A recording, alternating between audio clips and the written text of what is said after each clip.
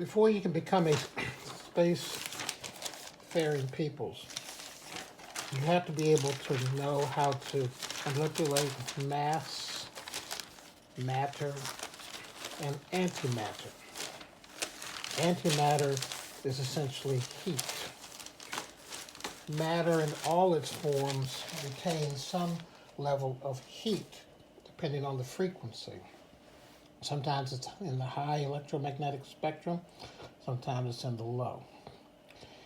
In the case of high electronic spectrum, you have to use wires and copper and that sort of thing. You go higher than that, you have to use fiber optic cables. But when you go low, you have to use tubes and conduits to move around air fluids and water fluids.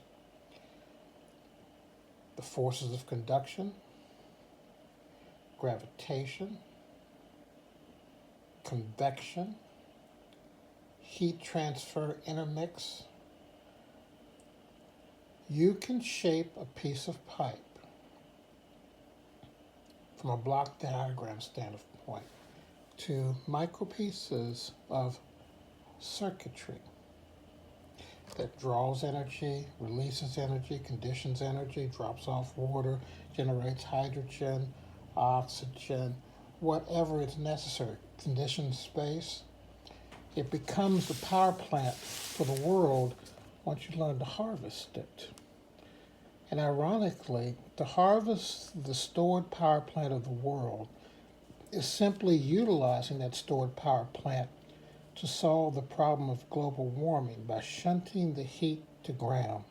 And because the mass of the subterranean underground is exponentially so much higher than the surface air and even the waters combined, that it is ultimately the crust of the earth that regulates the weather of the world.